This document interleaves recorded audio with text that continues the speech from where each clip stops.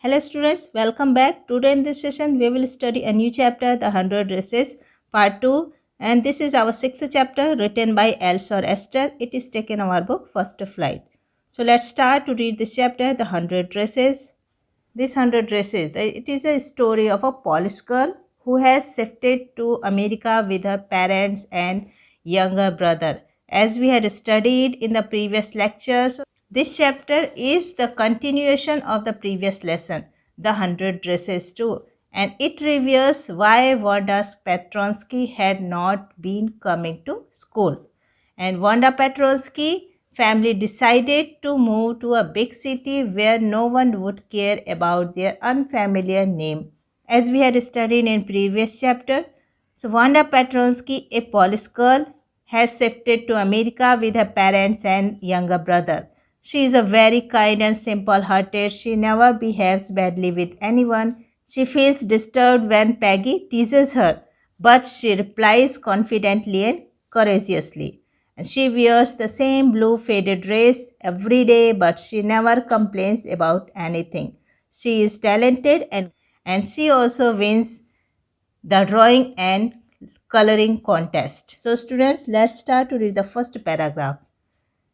While the class was circling the room, the monitor from the principal's office brought Miss Mason a note.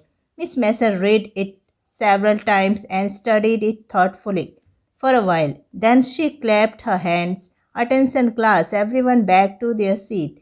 When the shuffling of feet had stopped and the room was still and quiet, Miss Mason said, I have a letter from Wanda's father that I want to read to you. So this lesson begins with all the students of room number 13 having a look at the wonderful drawings of Wanda Petronsky. Okay, right? When the monitor of the class brought a piece of note for Miss Mason read that note multiple times as she could not believe what was written in it. Finally, she decided to gather the class to read it loud and clear. It was a letter from Wanda Petronsky's dad. She silenced for a while, which created tension in the minds of her students. So Miss Mason stood there a moment and the silence in the room grew tense and expectant. The teacher adjusted her glasses slowly and deliberately. Her manner indicated that what was coming, this letter from Wanda's father, was a matter of great importance. Everybody listened closely as Miss Mason read the brief note. So she began reading it and everyone listened carefully. Dear teacher, my Wanda will not come to your school anymore. Jack also. Now we move away to big city. No more holler Pollock. No more ask why funny name. Plenty of funny names in the big city. Yours truly, Jan Petronsky. So this letter begins with a salutation to Miss Mason. Wanda's father conveyed his intention of not sending both of his children, Wanda and Jack, to school anymore. He mentioned that they were shifting to another city, a big one, where no one would care enough about their strange name. A big city with a lot of people having weird names. Here, Wanda's classmate thought her name was weird and funny, so they used to tease Wanda on her funny name. Wanda was a Polish immigrant to America and thus had an unfamiliar name. Move to next paragraph. A deep silence met the reading of this letter. Miss Mason took off her glasses, blew on them, and wiped them on her soft white handkerchief. Then she put them on again and looked at the class. When she spoke, her voice was very low. I am sure that none of the boys and girls in the room 13 would purposely and deliberately hurt anyone's feeling because his or her names happened to be a long, unfamiliar one. I prefer to think that what was said in thoughtlessness. After hearing what was there in that letter, everyone was left speechless. Miss Mason too. She was stunned and thus she cleaned her glasses, wore them again and spoke to the class in a low voice. She conveyed her disappointment to the class and asked them to ensure her that nothing was done purposefully to hurt Wanda.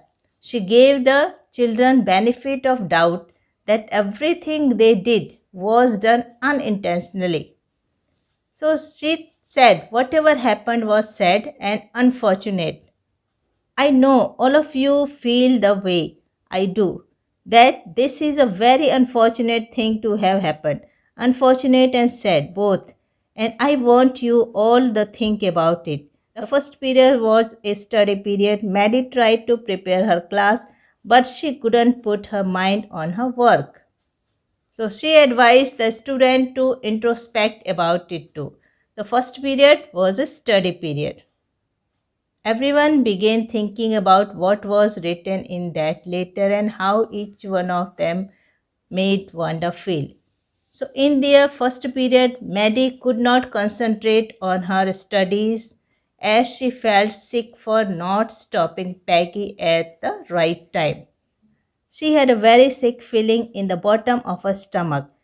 True, she had not enjoyed listening to Peggy ask Wanda how many dresses she had in her closet, but she had said nothing. She had stopped by silently that, and that was just as bad as what Peggy had done. Worse, she was a coward. At least Peggy had not considered they were being mean, but she, Maddie, had thought they were doing wrong. She could put herself in Wanda's shoes. So had she stopped Peggy for playing that race game with Wanda, because Peggy always used to play game with Wanda Petronsky by asking how many dresses you have. So this thing could have been different. Although Maddie never teased Wanda, but nor did she stop Peggy from doing it, which makes her just as bad as, or maybe worse. Peggy's intentions were never to hurt Wanda, and she was not aware that her game hurt her feelings. And this had been done by both of them unknowingly. Maddie, on the other hand, was aware of its impact, yet she stood silent, which made her a coward for not standing against what's wrong. Goodness, wasn't there anything she could do? If only she could tell Wanda she had never meant to hurt her feelings. She turned around and stole a glance at Peggy, but Peggy did not look up. She seemed to be studying hard. Well, whether Peggy felt badly or not, Maddie, had to do something. She had to find Wanda Petronsky. Maybe she had not yet moved away. Maybe Peggy would climb the heights with her, and they would tell Wanda she had won the contest, that they thought she was smart and the 100 dresses were beautiful. So, here, feeling with guilt and regret, Maddie wished for a chance to apologize to Wanda. So here she wanted to amend her behavior. She was feeling regret on her behavior as she had done. It was not her fault, but as it had been done by Peggy's, but she also was with her. So also she was hoping that Peggy would be also thinking about Wanda. She takes a look at Peg, but she was busy studying. Regardless of what Peggy was thinking, Maddie decided to take some action. She hoped Wanda had not yet moved away and she could tell her how sorry. So here she wanted to tell her sorry and appreciate her 100 dresses. So when the school was dismissed in the afternoon, Peggy said with pretended casualness, "Hey, let's go and see if that kid had left town or not." So Peggy had had the same idea. Maddie glowed. Peggy was really all right. The two girls hurried out of the building up the street towards Boggins Heights, the part of town where that were such a forbidding air in this kind of a November afternoon, drizzly, damp and dismal. Damp and dismal means here wet and sad. So here it is expressed a state of hopelessness. And forbidding means unfriendly or threatening in nature. So that day after the school had ended, Peggy asked Maddie if they could go and check if Wanda has moved or not.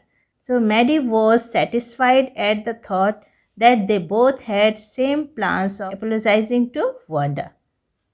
Both of them hurried to Boggins Heights, the place where Wanda lived, in order to find her. During this season, the place was generally wet and the atmosphere was sad and hopeless. Next paragraph.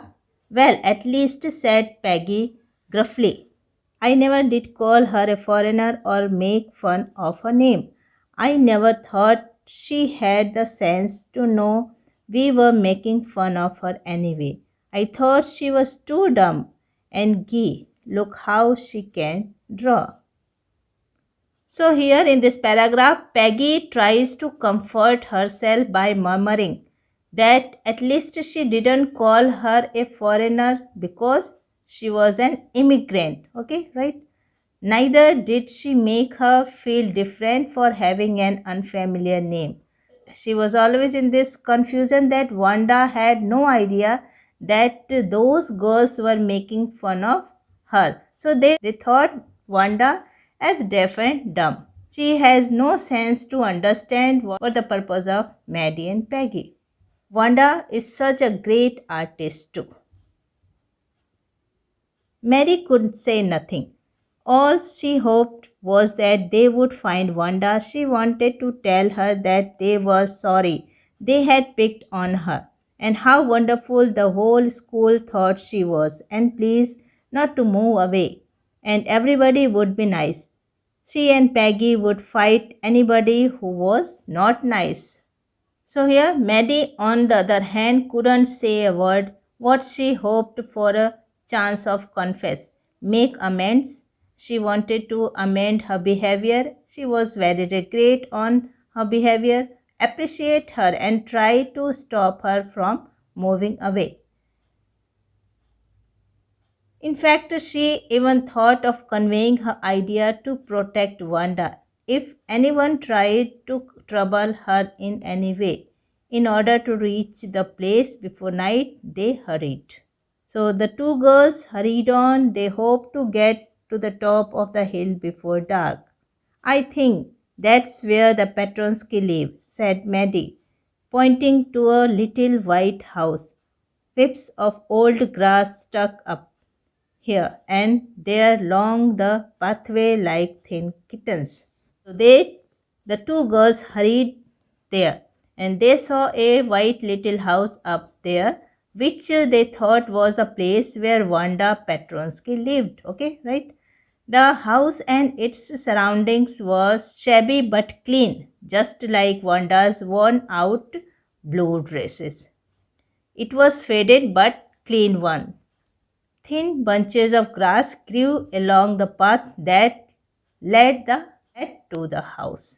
The house and its sparse little yard looked shabby but clean. It reminded Maddie of Wanda's one dress, her faded blue cotton dress. Shabby but clean. There was not a sign of life but the house. Peggy knocked firmly on the door, but there was no answer. She and Maddie went around to the backyard and knocked there. Still, there was no answer.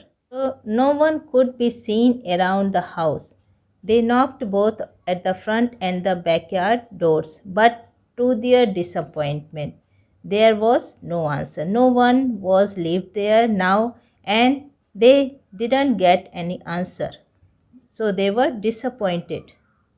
So students, let's continue here. This is the first part. Remaining part of the chapter we will study in the second lecture. Okay. Thank you. Study well. Keep learning.